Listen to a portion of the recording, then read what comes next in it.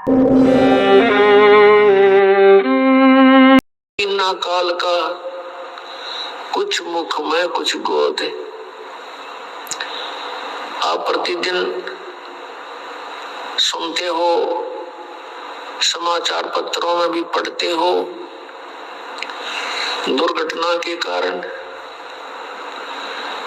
या किसी रोग के कारण, अन्य किसी परिस्थितियों में मृत्यु हो जाती है। एक परिवार के 4-4, 5-5 इकट्ठे ही मृत्यु को प्राप्त हो जाते हैं और शेष बचे हुए ये सोचते हैं कि हमारा अभी नंबर नहीं है। नंबर तो है, इतना तो हमें पता है कि मृत्यु तो होगी, लेकिन अभी नहीं। ये अभी नहीं वाली जो हमारे अंदर एक घर कर गई है बात, ये हमारे लिए बहुत भयंकर है, बहुत दुखदाई है। परमेश्वर ने आके बताया कि मौत भूल गया बावड़े, अचरज किया कौन, ये तन माटी में मिल जाएगा जो आटे में लौण। मौत को भूलकर, जाने वाले समय को भूलकर हम यहाँ सब बकवादें करते हैं। और यदि किसी प्राणी को कोई ऐसा रोग हो जाता है और उसको ये पता लग जाता है कि इसका कोई ट्रीटमेंट नहीं, कोई उपचार नहीं है, तेरी मृत्यु डेफिनेट है, उसकी स्थिति जानकर देखो, जो शेष बचे हुए ये सोचते हैं कि हमारा अभी नंबर नहीं है। उस रोग के उजागर होने से पहले वो भी यही सोच रहा था कि मेरी अभी मृत्यु नहीं है, क्योंकि अभी मैं 40 वर्ष का हुआ हूँ और 100 वर्ष तक की आयु मानकर हम यहाँ सेट हुए बैठे हैं। लेकिन हम भूल जाते हैं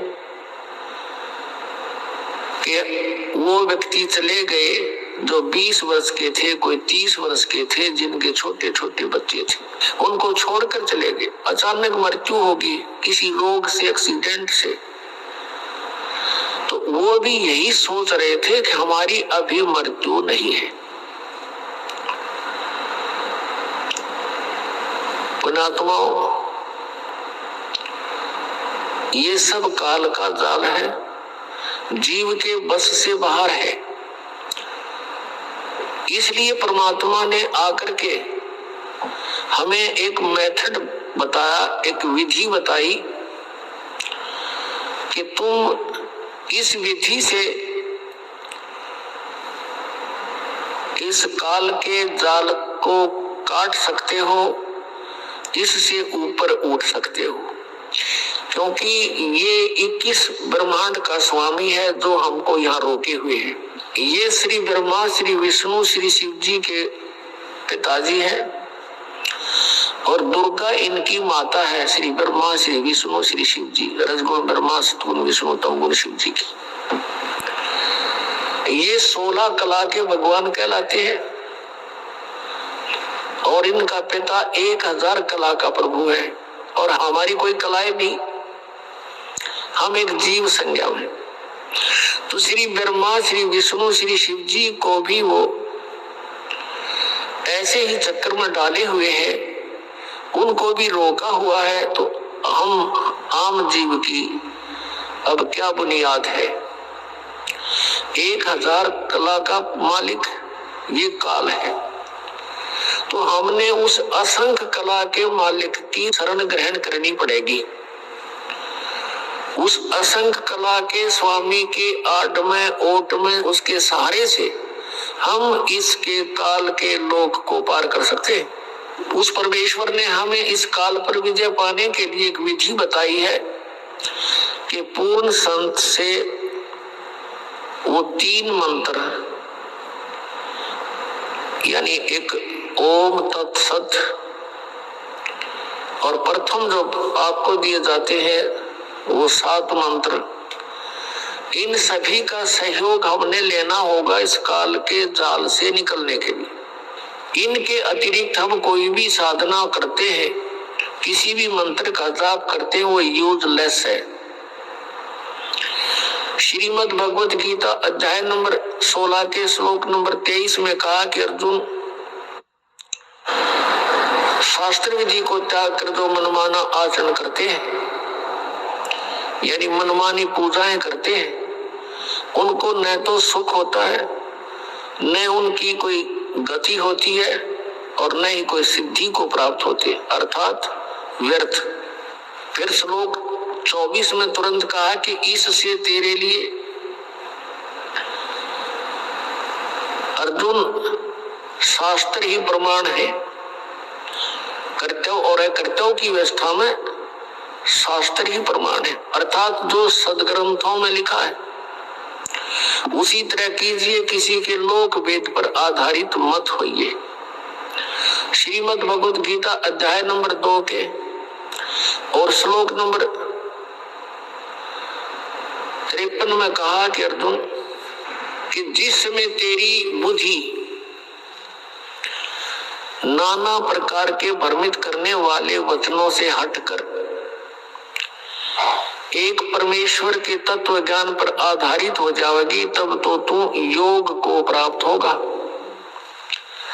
अर्थात तब तेरी भक्ति प्रारंभ होगी। अन्यथा तुझे कोई भ्रमित कर देगा, रास्ते से डगमग कर देगा, तो तू सफल नहीं हो सकता। श्रीमद् भगवत गीता में 3 परमात्माओं की महिमा है, सरपुरुष, अक्षर पुरुष और परम अक्षर पुरुष, और तीनों गुणों की पूजा का निषेध बताया है।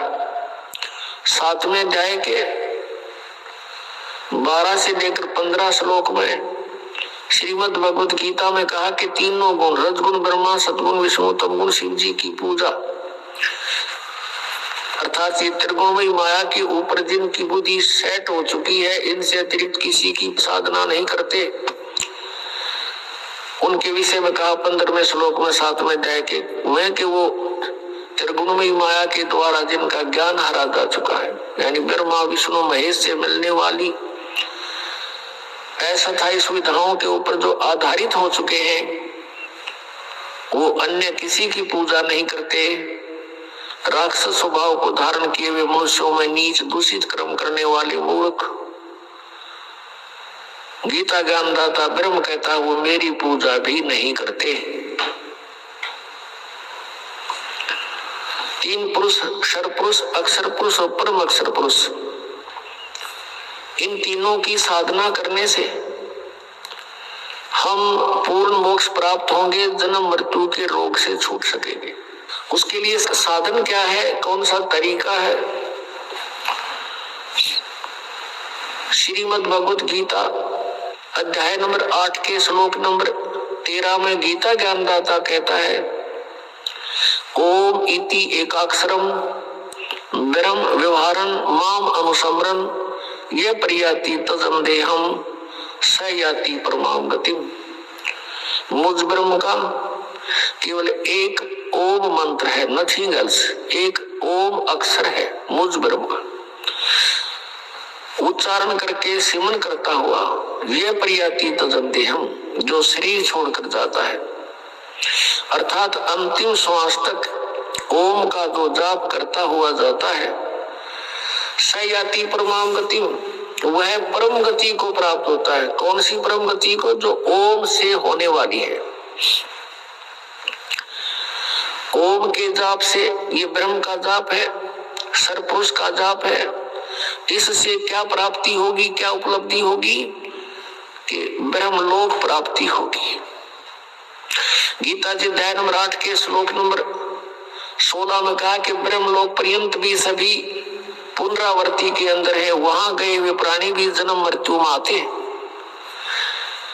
ये पूर्ण मोक्ष नहीं है, और जब तक पूर्ण मोक्ष नहीं होगा तब तक जीव को परम शांति नहीं हो सकती। जैसे गीता अध्याय नंबर 8 के श्लोक नंबर 16 में इन अनुवादकर्ताओं ने यहाँ गड़बड़ी कर रखी है। इसमें लिखा है कि उनका अनुवाद ये है कि ब्रह्मलोक पर्यंत सभी पुनरावृत्ति में है अर्जुन, अर्थात वहां जाकर भी, ब्रह्मलोक में जाकर भी वापस आते हैं। इन्होंने अनुवाद किया कि मुझे प्राप्त प्राणी का फिर जन्म नहीं होता। यह अनुवाद गलत कर दिया। उसका अर्थ ये है, जो ये नहीं जानते कि मुझे प्राप्त होकर भी पुनर्जन्म है अर्जुन, उनका फिर भी पुनर्जन्म है। जो ये नहीं जानते तो वो प्राणी मुझे प्राप्त होकर भी बार बार जन्म मृत्यु को प्राप्त होते हैं। यदि उनके अनुवाद को यहाँ सच्चा माने कि गीता ज्ञानदाता ये कहता है कि मुझे प्राप्त प्राणी का पुनर्जन्म नहीं होता, तो गीता अध्याय नंबर 4 के श्लोक नंबर 5 और 9 में, गीता अध्याय नंबर 2 के श्लोक नंबर 12 में, गीता अध्याय नंबर 10 श्लोक नंबर 2 में गीता ज्ञानदाता कहता है, अर्जुन तेरे और मेरे बहुत जन्म हो चुके हैं, तू नहीं जानता, मैं जानता हूं। मेरे जन्म और कर्म अलौकिक है। तू और मैं और ये सभी सैनिक राजा जन पहले भी थे, आगे भी जन्म होगा। ये ना सोच कि हम वर्तमान में ही है। इससे सिद्ध हो गया कि गीता ज्ञानदाता जो ब्रह्म है, सरपुरुष है, इसके भी जन्म मृत्यु होती है, ये अविनाशी नहीं है। फिर गीता जी अध्याय नंबर 8 के श्लोक नंबर 16 में ये अनुवाद करना कि मुझे प्राप्त होकर फिर जन्म मृत्यु नहीं होती, ये अनर्थ किया इन्होंने। अपनात्मा गीता अध्याय नंबर 8 के श्लोक नंबर 1 में अर्जुन ने पूछा कि प्रभु आपने जो गीता अध्याय नंबर 7 के और श्लोक नंबर 29 में जिस तत्परम के बारे में कहा है, जो व्यक्ति यहाँ जरा और मरण से छूटने का ही प्रयत्न करता है, वो तत्परम से, पूरे अध्यात्म ज्ञान से और सभी कर्मों से परिचित हो चुका है। वो फिर यहाँ से जरा यानी बुढ़ापा, मरण माने मृत्यु, क्योंकि सबसे बड़ा कहर इस प्राणी पर वृद्ध अवस्था होता है, और उसके बाद फिर मृत्यु, इससे भी बूंदा। तो पुण्यात्माओं, यहाँ वो गीता ज्ञानदाता से अर्जुन ने प्रश्न किया कि फिर वो तत्परम क्या है जिसको जानकर फिर प्राणी केवल जरा और मरण से छूटने का ही प्रयत्न करता है। उसके विषय में 8वें अध्याय के 3 श्लोक में उत्तर दिया कि परम अक्षर ब्रह्म है। श्रीमद् भगवद गीता अध्याय नंबर 15 के श्लोक नंबर 1 से लेकर 4 तक बता के उल्टा लटका हुआ संसार रूपी वृक्ष है। इसके ऊपर को जो जड़ है वो तो मूल मालिक है, वो पूर्ण परमात्मा है, वो परम अक्षर ब्रह्म है, और नीचे को तीनों गुण रूपी शाखा है। अब गीता ज्ञानदाता ने केवल इतना संकेत कर दिया कि ऊपर को जड़ है और नीचे को तीनों गुण रूपी शाखा है, बीच का कोई पोर्शन उसने नहीं बताया। फिर गीता जी अध्याय नंबर 4 के श्लोक नंबर 34 में कहा है कि वो तत्व ज्ञान है। कौन सा तत्व ज्ञान? जो गीता जी अध्याय नंबर 4 के श्लोक नंबर 32 में गीता ज्ञानदाता कह रहा है कि पूर्ण परमात्मा ने, परम अक्षर ब्रह्म ने मुखे। यहाँ भी गीता अनुवादकर्ताओं ने अनर्थ किया है। ब्रह्म ने मुखे का अर्थ वेद की वाणी लिख दिया, नहीं, ये सच्चिदानंद घन ब्रह्म की वाणी में, यानी जिसको परमात्मा ने स्वयं आकर अपने मुखारविंद से बोला है, अपने मुख कमल से बोला, उस ज्ञान में धार्मिक अनुष्ठानों की, यज्ञों की जानकारी विस्तार से कही गई है, वो तत्व ज्ञान है। चौथे अध्याय के 34वें श्लोक में कहा कि उस तत्व ज्ञान को जो परमेश्वर ने स्वयं आकर बोला हुआ है, उसकी वाणी में लिपिबद्ध होता है, उस ज्ञान को तू तत्वदर्शी संतों के पास जाकर समझ। उनको दंडवत प्रणाम करने से, कपट छोड़कर नम्रता पूर्वक प्रश्न करने से वो तत्वदर्शी संत तुझे परमात्म तत्व का ज्ञान कराएंगे। यानी गीता ज्ञानदाता यहाँ अपनी असमर्थता व्यक्त कर रहा है कि मैं उस तत्व ज्ञान से परिचित नहीं हूँ। फिर 15वें अध्याय की गीता जी के एक श्लोक में उसका उत्तर दिया है कि वो तत्वदर्शी संत है कौन? ऊपर को जड़ वाला, ऊर्ध्व मूलम अधः शाखा, ऊपर को जड़ और नीचे को तीनों गुण रूपी शाखा वाला, ये उल्टा लटका हुआ संसार रूपी वृक्ष समझो, जिसकी जड़ तो ऊपर में है और नीचे को तीनों गुण रूपी शाखा है। अब गीता ज्ञानदाता ने इतना संकेत दिया है और बताया कि जो इस उल्टे लटके हुए संसार रूपी वृक्ष के सभी छंद, सभी विभाग बता देगा पत्तों सहित, सवेदवित वो तत्वदर्शी संत है, वह वेद के तात्पर्य को जानने वाला है। तो परमेश्वर कबीर देव जी वो सच्चिदानंद घन ब्रह्म है, जिन्होंने 600 वर्ष पहले अपनी अमृत वाणी कबीर वाणी में अपने मुखारबिंद से, मुख कमल से वो तत्व ज्ञान बोला। उसमें क्या बोला था कि अक्षर पुरुष एक पेड़ है, निरंजन वा की डार और तीनों देवा शाखा है ये पात रूप संसार। दूसरे शब्दों में अक्षर पुरुष एक पेड़ है, सरपुरुष वा की डार और तीनों देवा रजगुण ब्रह्मा सदगुण विष्णु तम गुण शिव जी, तीनों देवा शाखा है और पात रूप संसार। वो परमात्मा ने आकर यूं ज्ञान बोला, ये सच्चिदानंद घन ब्रह्म की वाणी कबीर वाणी। इसी का रेफरेंस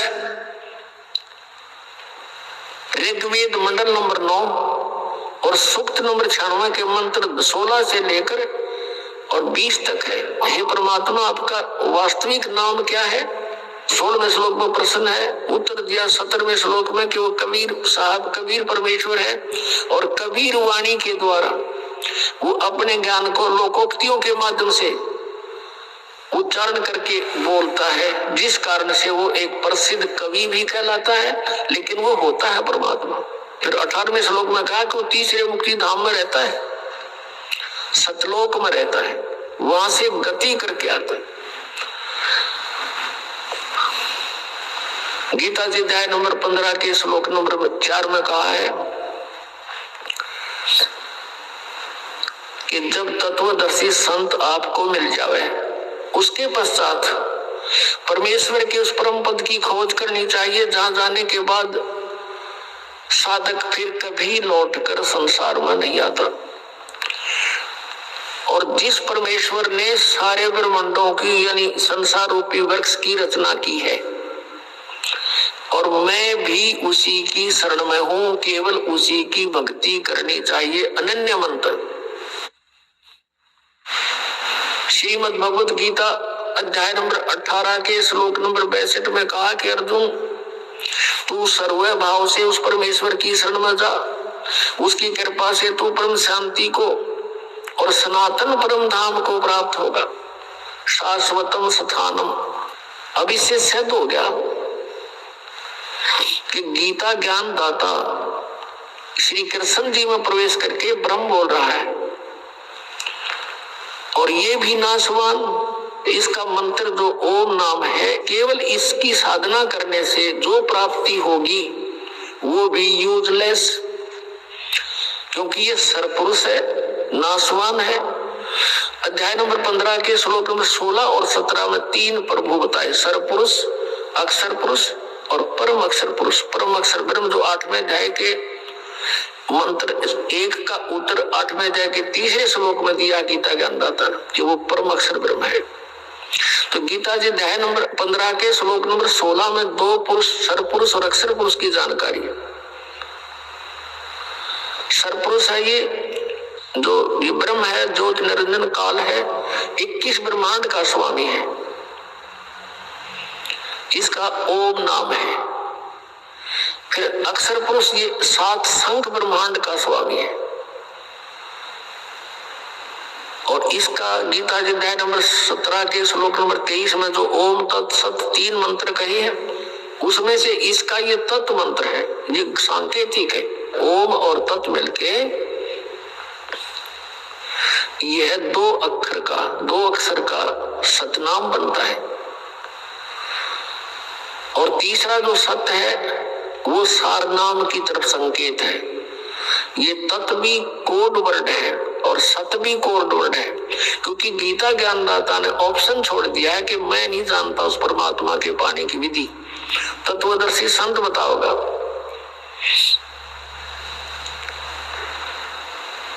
अब जो प्रसंग चल रहा है कि शास्त्र विधि को त्याग जो मनमाना आचरण करते हैं उनको कोई लाभ नहीं होता। गीता जी अध्याय नंबर 16 के श्लोक नंबर 23 में और 24 में स्पष्ट कर दिया कि इससे तेरे लिए कर्तव्य और अकर्तव्य की व्यवस्था में सदग्रंथ ही प्रमाण है, किसी के लोक वेद पर विश्वास मत करना। तो यहाँ जो गीता जी अध्याय नंबर 15 के श्लोक नंबर 16 में कहा है कि सर्वपुरुष और अक्षर पुरुष ये दो प्रभु है, दो पुरुष है, और इनके तथा इनके अंतर्गत जितने प्राणी इनके ये सब नाशवान है। जीव आत्मा किसी की नहीं मरती, वो तो कुत्ते के देखी भी नहीं मरती। 15वें अध्याय के 17वें श्लोक में तुरंत कहा कि उत्तम पुरुष है तू अन्य परमात्मा इति उदाहरते है, ये लोग तरम अभी से विवर्ती अवैश्वर। 8वें अध्याय के प्रथम मंत्र का उत्तर जो तीसरे में दिया है 8वें अध्याय के में, वो परम अक्षर ब्रह्म है, वो गीता ज्ञानदाता से अन्य है और सुप्रीम पावर है। यहाँ गीता अध्याय नंबर 15 के श्लोक नंबर 17 में उसी की तरफ संकेत है कि उत्तम पुरुष है तू अन्य परमात्मा इति उदाहरते, और उसको भगवान कहते हैं। और वही तीनों लोकों में प्रवेश करके सबका धारण पोषण करता वो है वास्तव में अविनाशी परमात्मा। तो यहाँ जैसे संसार रूपी वृक्ष के जड़ से मूल से पूरे पेड़ को आहार प्राप्त होता है, तो सबका धारण पोषण करने वाला कौन हुआ? जड़ हुआ, मूल हुआ। और वो मूल कौन है? वो परम अक्षर ब्रह्म है, वो परम द्यों पुरुष है। तो वो तीनों लोकों में प्रवेश करके सबका धारण पोषण करता है वो परमात्मा। कौन? परम अक्षर ब्रह्म। अब हमने ये साधना देखनी है कि किस साधना से हम जन्म और मृत्यु के रोग से मुक्त होंगे, और सदग्रंथों में प्रमाण हो वही सफल होगा। अब गीता जी अध्याय नंबर 15 के श्लोक नंबर 18 में फिर इसने थोड़ी सी टांग अड़ाई है गीता ज्ञानदाता ने, लेकिन उसने बोला तो ठीक है, समझने वाले उसको गलत समझ जाते हैं। 15वें अध्याय के 18वें श्लोक में कहा कि मैं लोक वेद के आधार से पुरुषोत्तम प्रसिद्ध हूँ, क्योंकि मेरे अंतर्गत जितने प्राणी हैं मैं उनसे उत्तम हूँ। उत्तम माने श्रेष्ठ हूँ, तगड़ा हूँ, उनसे मैं शक्तिशाली हूँ, इसलिए मैं लोक वेद के आधार से पुरुषोत्तम प्रसिद्ध हो रहा हूँ। आई एम नॉट पुरुषोत्तम। पुरुषोत्तम तो 15वें अध्याय के 17वें श्लोक में इसने खुद बता दिया कि वो है पुरुषोत्तम। लोक वेद क्या होता है? जैसे हमने सुन रखा था, श्री ब्रह्मा जी, श्री विष्णु जी, श्री शिव जी अजरो अमर हैं, इनके कोई माता पिता नहीं है। सर्वेश्वर महेश्वर मृत्युंजय कौलुज्य पता नहीं क्या क्या कह रखा था। अब इनकी जीवनी और सदग्रंथों को देखा, इस दास पे दया करी परमेश्वर कबीर जी ने, मेरे पूज्य गुरुदेव जी ने, पूज्य परमेश्वर कबीर देव जी ने, तो उसमें पाया कि तो नाशवान इनकी जन्म मृत्यु होती है। यो लोक वेद था। अभी दिखाते हैं, हमारे पवित्र सदग्रंथ वही हैं जिनको हम आदरणीय और मान्य मानते हैं, इनको सत्य मानते हैं। और ये सदग्रंथ पहले संस्कृत में थे। संस्कृत केवल एक ब्राह्मण वर्ग ही पढ़ने का अधिकारी होता था। उनको यह बात समझ में आई नहीं, क्योंकि तत्व ज्ञान नहीं था उनके पास। तो ये सदग्रंथ उस तत्व ज्ञान रूपी कुंजी से, की से, उस ताली से खुलते हैं, वो इनके पास थी नहीं। इसलिए आज तक लोक वेद सुनाते रहे। देखिएगा श्री ब्रह्मा विष्णु महेश की जीवनी में क्या लिखा है। श्रीमद देवी भागवत और गीता प्रेस गोरखपुर से प्रकाशित है। इसके संपादक कौन है? हनुमान प्रसाद पोदार चिमन लाल गोस्वामी। ये कहां से छपी है फिर देख लिए क्लियर। प्रकाशक एवं मुद्रक है गीता प्रेस गोरखपुर, गोविंद भवन कार्यालय कोलकाता का संस्थान। ये इनके फैक्स और फोन नंबर है। इसके 123 नंबर पर ही सब कंसेप्ट क्लियर हो जाता है। अब तीसरा स्कंद 123 पृष्ठ, और ये देखिएगा, तुम शुद्ध स्वरूपा हो, ये सारा संसार तुम इसे उद्भासित हो रहा है। मैं ब्रह्मा और शंकर हम सभी तुम्हारी कृपा से विद्यमान हैं। श्री विष्णु जी कह रहे हैं अपनी माता दुर्गा के विषय, और अपनी सतीथि बताते हमारा आविर्भाव और तिरोभाव हुआ करता है। हमारा आविर्भाव माने जन्म, तिरोभाव में मृत्यु होता है, हम अविनाशी नहीं, हमारा जन्म मृत्यु होता है। केवल तुम ही नित्य हो, जगत जननी हो, प्रकृति और सनातनी देवी हो। अब इससे ये विषय हो गया कि दुर्गा को प्रकृति भी कहते हैं। भगवान शंकर बोले, देवी यदि महाभाग विष्णु तुम्ही से प्रकट हुए हैं तो उनके बाद उत्पन्न होने वाले ब्रह्मा भी तुम्हारे ही बालक हुए। फिर मैं तमोगुणी लीला करने वाला शंकर क्या तुम्हारी संतान नहीं हुआ? अर्थात मुझे भी उत्पन्न करने वाली तुम ही हो शिवे। संपूर्ण संसार की सृष्टि करने में तुम बड़ी चतुर हो। इस संसार की सृष्टि सतीथि और संहार में तुम्हारे गुण सदा समर्थ है। उन्हीं तीनों गुणों से उत्पन्न हम रजगुण ब्रह्मा, सतगुण विष्णु, तमगुण शिव जी नियमानुसार कार्य में तत्पर रहते हैं। पुण्यात्मों, इस पवित्र सदग्रंथ श्रीमद देवी भागवत ने थोड़े से विवरण में सब कुछ कंसेप्ट क्लियर कर दिया। इसमें 5 कंसेप्ट क्लियर हो गए, 5 पॉइंट। नंबर 1, ब्रह्मा विष्णु महेश नाशवान है, इनकी जन्म मृत्यु होती है, ये अजर व अमर मृत्युंजय कालजय नहीं है। और दूसरा ये हो गया कि दुर्गा इनकी जननी है, इनको जन्म देने वाली माता है। तीसरा ये हो गया कि रजगुण ब्रह्मा, सतगुण विष्णु, तमगुण शिव जी है। चौथा ये हो गया कि ये केवल नियमित कार्य ही कर सकते हैं, आपके संस्कार को बदल नहीं सकते। आपके भाग्य में कोई भयंकर दुख है, मृत्यु है या कोई और हानि है तो कोई चेंज नहीं कर सकते उसको, क्योंकि वो कर्मों का आधार है। और कर्म में परिवर्तन केवल परम अक्षर ब्रह्म, पूर्ण ब्रह्म, कबीर देव, कबीर साहब कर सकते। और 5वां ये हो गया कि दुर्गा प्रकृति है। दुर्गा को प्रकृति भी कहते हैं। गीता जी अध्याय नंबर 7 के श्लोक नंबर 1 से 4 में कहा कि अर्जुन,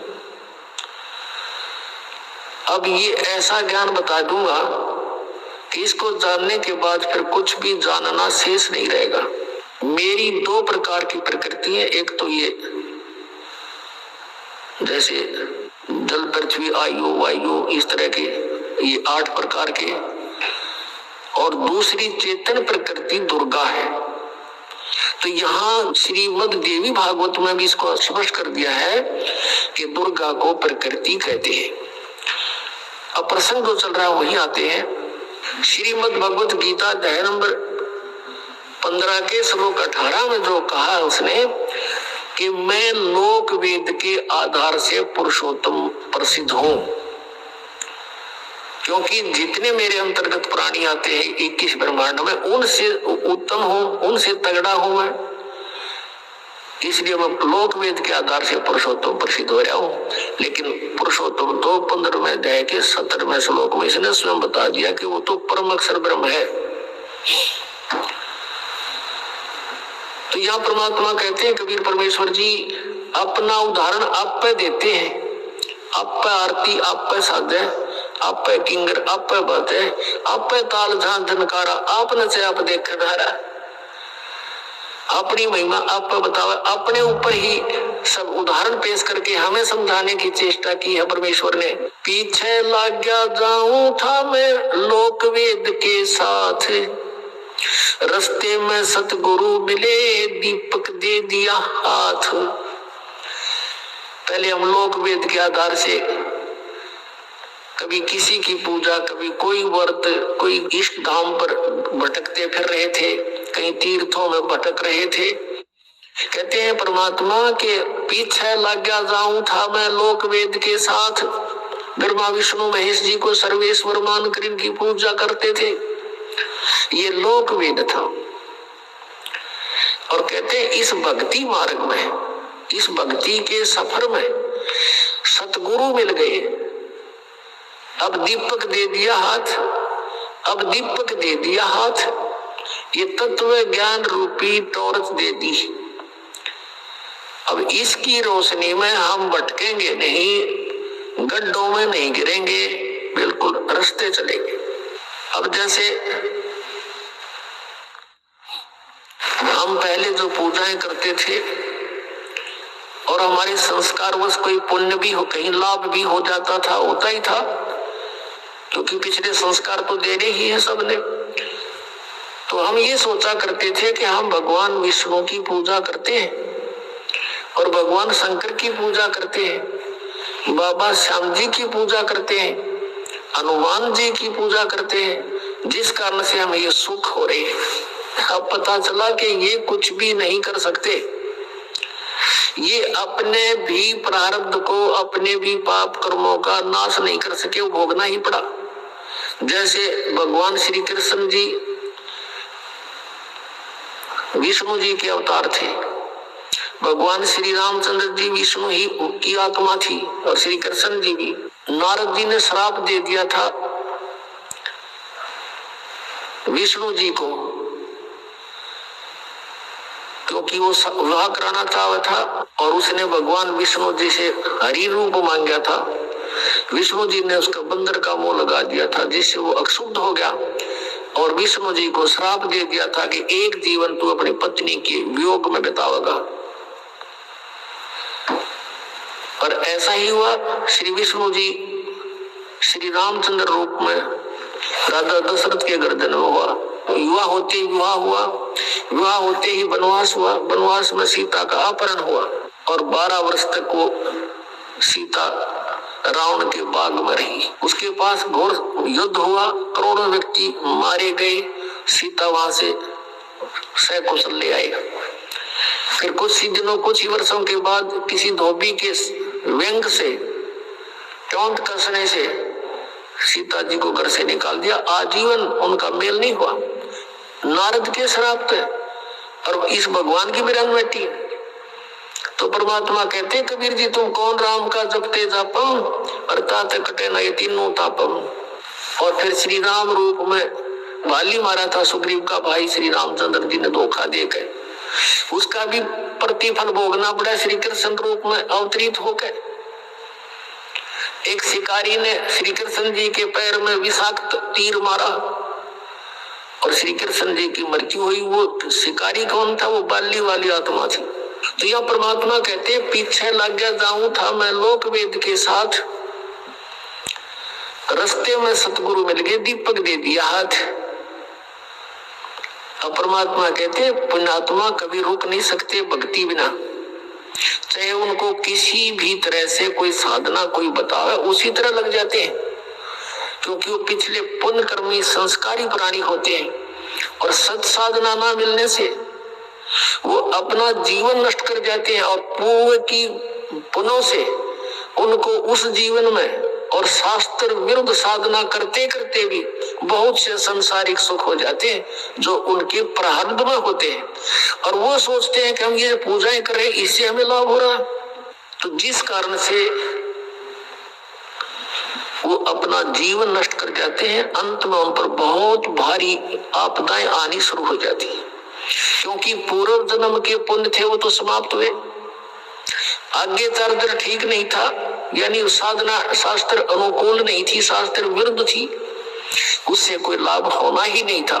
अब क्या बताते हैं परमात्मा की जो पुण्य आत्मा होती है वो अवश्य जाती है जहां भी कोई समागम होता है, कोई जैसे मेले होते हैं, समागम होते हैं किसी तीर्थ पर या कहीं और मंदिर स्थान पर किसी की यादगार पर, तो ये प्राणी अवश्य जाते हैं, बस की बात नहीं, इनको भगवान की पिछली कसक है, क्योंकि वो पीछे कसक भी स्वयं लगा कर जाते हैं। परमात्मा 600 वर्ष पहले आए थे, 64 लाख शेष बनाए, उनमें ज्ञान से प्रेरणा दी, साथ में भक्ति से चार्ज कर गए, वो 5 नाम देकर गए थे, ये निरंकार ओंकार ये नहीं है वो मंत्र 5, वो अलग नाम है। जो गुरु ग्रंथ साहिब में जिन 5 नामों का जिक्र है उन 5 प्रधानों का है।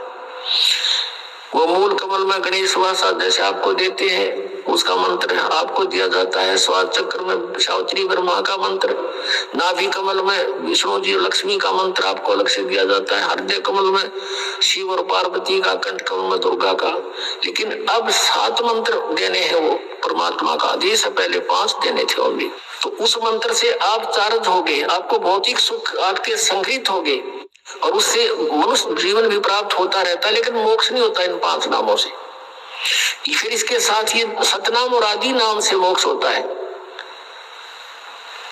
अब पुण्यात्मा तो जो परमात्मा के साथ पहले रही थी आत्माएं आप जी, वही आज भटक रहे हो। कोई राधा स्वामी में फंस गया, कोई निरंकारियां के जा उलझ गया, क्योंकि परमात्मा की तरफ रुक नहीं सकता प्राणी।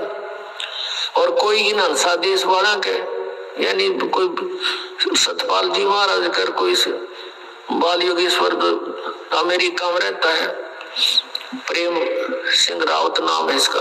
और इनका भी थोड़ी सी हिस्ट्री दिखाऊंगा समय रहा तो। ये अनसा देश के पंथ प्रवर्तक श्री, जो इनके पिताजी थे, हंसराज नाम था उनका। उनके 40 साल की साधना के उपरांत उनमें खुद भूत बढ़ गए और उनकी चौराहे पे पूजा करके पीछा छुटवाया उनका। बताओ ये पार होंगे। अब प्रसंग चल रहा है कि जो पुण्यात्मा भक्ति करते हुए पीछे जन्म जन्मांतर से आ रहे हैं वो घूमते हैं। तो क्या बताना चाहते हैं परमात्मा की, मेले खेले जाइयो मेले बड़ा मिलापे, पत्थर पानी पूजते कोई साधु संत मिल जाते। क्या कहना चाहे कि परमात्मा की चाह में लगी रहना, अवश्य भटकते रहना कहीं ना कहीं। और कहते हैं पत्थर पानी पूजते कोई साधु संत मिल जाते। अब साधु संत तो रहे को नहीं, परमात्मा स्वयं आते हैं, उनके द्वारा दिया हुआ ज्ञान एक पुस्तक में लिपिबद्ध करके और उसको प्रकाशित किया गया है। उस पुस्तक को कहीं हरिद्वार में बांटा, जहां पर एक कुंभ का मेला था, कहीं पर गोवर्धन की फेरी में गए हुए भक्त वहां बांटा। और बांटने जाते हैं तो सब मार मार करते हैं कि ये क्या कहते हैं, ब्रह्मा विष्णु महेश के माता पिता बताते हैं इनको मारो भगा दो। फिर भी हमारे भक्त जैसे तैसे करके कुछ ना कुछ बीज बो ही आए। और उनको पढ़कर वो पुण्यात्मा जो अब भटक रही थी, धक्के खा रही थी परमात्मा की चाह में, अब पढ़ पढ़ कर यहाँ आ रहे हैं। तो उस मेले ठेले जाइयो मेले बड़ा मिलाप, और पत्थर पानी पूजते कोई साधु संत मिल जाते। अब साधु संत तो रहे नहीं, परमात्मा ने ये तरीका अपना लिया, अपनी चिट्ठी भेज दी। ये पुस्तक तत्वदर्शी संत का काम करती है। तो उसको पढ़कर आप यहाँ आ रहे हो। तो क्या बताते हैं, परमात्मा के पीछे लग जाऊं था मैं लोक वेद के साथ, रास्ते में सतगुरु मिल गए इस सफर में, भगवान भक्ति वाले सफर में। क्योंकि आप जी कोई जय गुरुदेव जी के यहाँ गए हुए थे, कोई राधा स्वामी के, कोई वैसे परंपरागत साधनाएं कर रहे थे। तो इस भक्ति के मार्ग में ये तत्वदर्शी संत मिल गया आपको। अब तत्व ज्ञान रूपी टॉर्च दे दी, अब आप भटक नहीं सकते, आजीवन इस मार्ग पर लगे रहोगे और मोक्ष कराओगे। अब प्रसंग चल रहा है कि हम परमात्मा के पाने के लिए कौन सी साधना है, परमात्मा कौन है, कहाँ रहता है, वहां उसकी सतीथि क्या है सतलोक में। ये नकली पंथ राधा स्वामी, धन धन सतगुरु, जय गुरुदेव, दनोद वाले जो ताराचंद वाला, और ये ठाकुर जी वाला, कृपाल जी, जयमल सिंह वाला, आगरा वाला, ये सारे नकली पंथ है। पुण्यात्मा मोक्ष मंत्र से होगा, जो सत मंत्र से होगा। किसी मंत्र के जाप करने से मोक्ष नहीं हो सकता। फिर तो सदगर्म झूठे हो जाएंगे। फिर तो कोई कुछ मंत्र जाप कर लो, सतलोक जाऊंगा, नौके जाओ, आप बेपार हो जाएंगे। फिर तो कोई मंत्र जाप कर लीजिए। फिर ये कहते हैं राधा स्वामी वाले और दूसरे के गुरु होना चाहिए, वक्त गुरु, और जिसने ये पंथ का प्रारंभ किया उसका कोई गुरु नहीं। इनकी सारी कहानी आपको दिखा दूं, इनको एक दूसरे ने आदेश नहीं दे रखे नाम देने का। ये स्वयं भी गुरु बनकर दुनिया को भ्रमित करके काल के जाल में ठोक रहे हैं।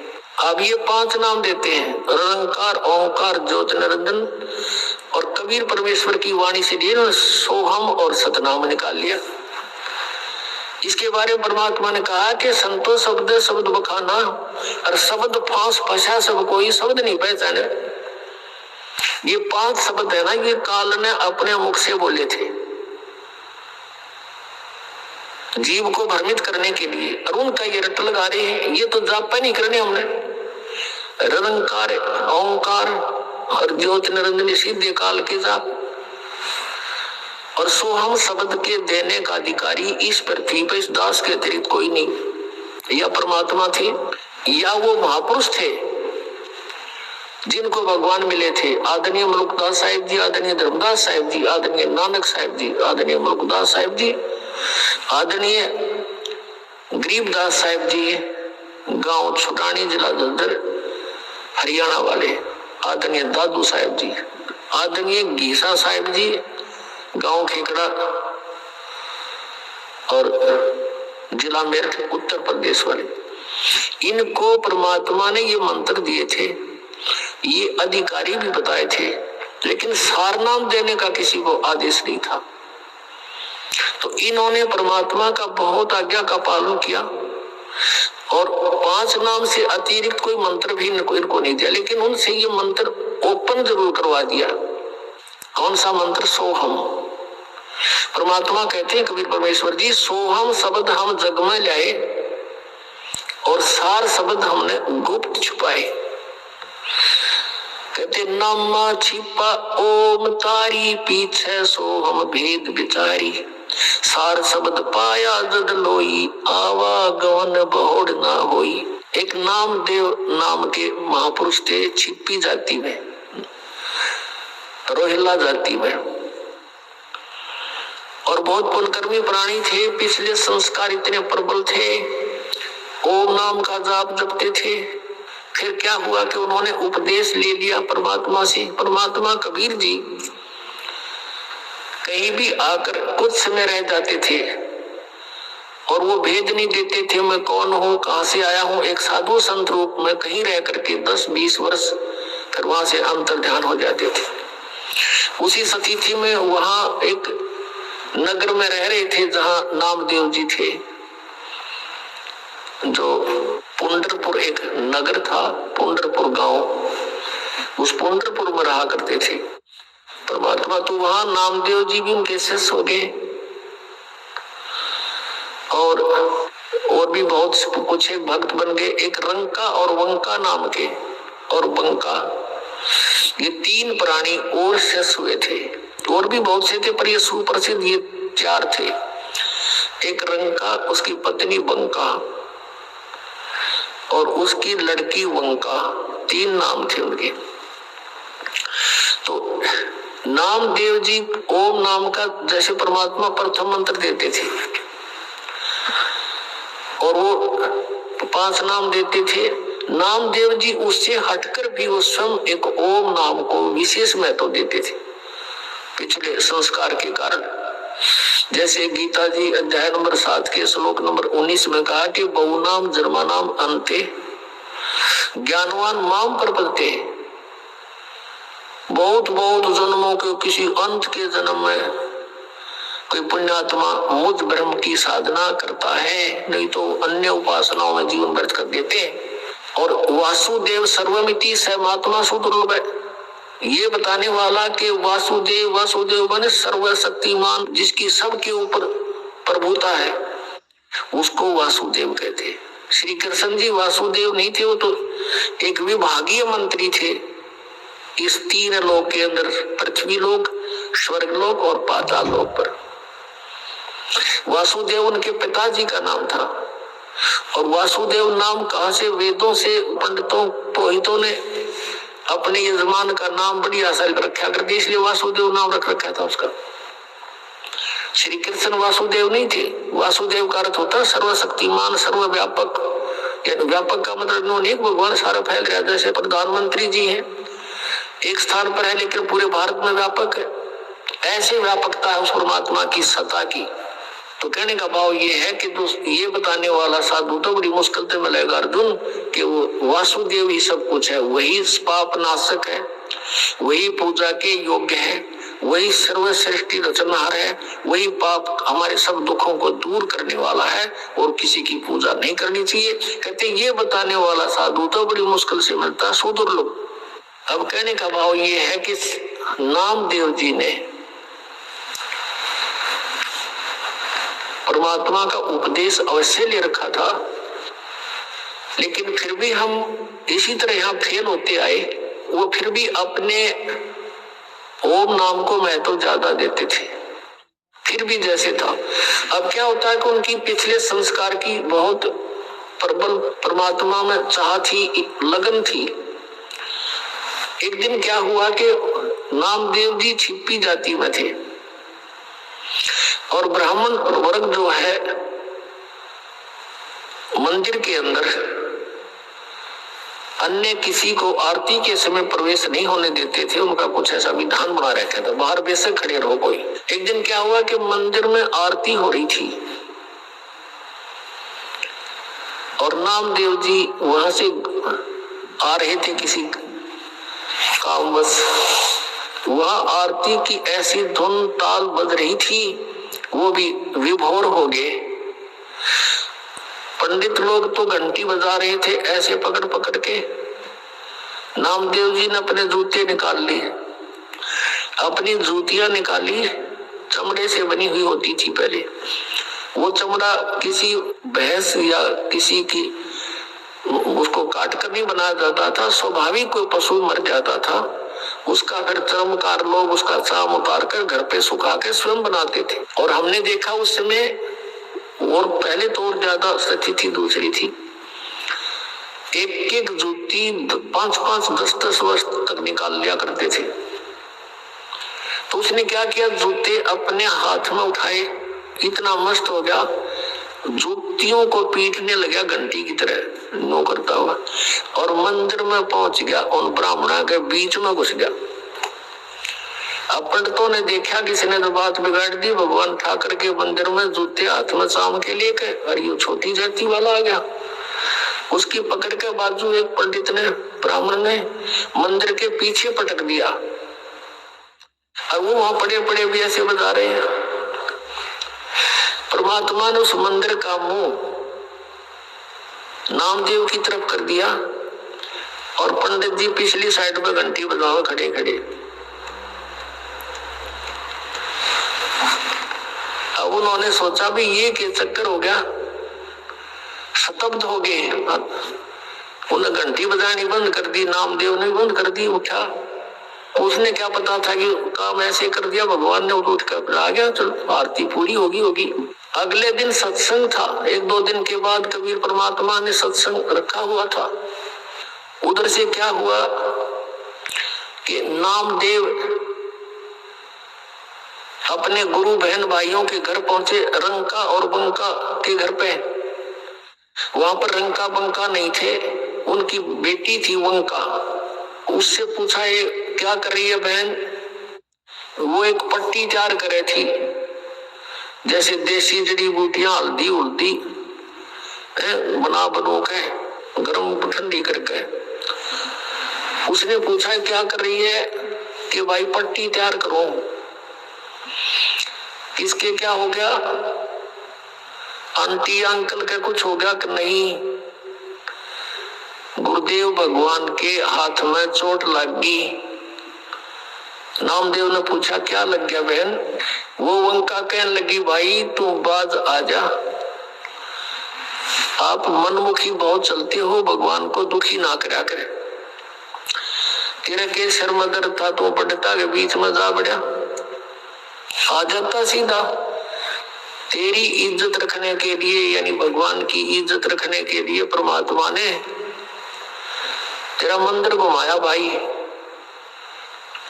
और उस समय उनके हाथों में खाल छुल गई गुरु जी की, और उसके लिए पट्टी तैयार करो। अब नामदेव के दची नहीं कि वहां तो गुरु जी थे ही नहीं। अब वो गुरु जी के पास गया जहां वो अपने झोपड़ी में रहते थे। देखा सचमुच उनके पट्टी बंधी हुई थी, इंतजार कर रहे थे कि बेटी पट्टी लेकर आने वाली है। इतने में वो उनका पहुंच गई। वो उतारी, हाथ अच्छी तरह छुले हुए, वो पट्टी करी, नामदेव चरणों में गिर गया, प्रभु माफ करो। परमात्मा ने कहा तू माफ कर मुझे, तेरे पीछे भटक रहा हूं। परमात्मा कहते हैं कबीर जी जो जन मेरी शरण है ताका हूं मैं दास, और गैल गैल लाग गया फिर जब लग धरती आकाश। तो जो पुण्यात्माएं हैं परमात्मा उनके पीछे पीछे रहते हैं, उनको भक्ति में आस्था बनाए रखते हैं, कहीं ये नास्तिक ना हो जाए। और ये काल भगवान चाहता है कि गलत साधना करके इनकी ब्रान माटी हुए और भगवान की भक्ति से आस्था हट जाए। ये कभी भक्ति करे, कोई ना कोई बताने वाला हो तो सुने को नहीं।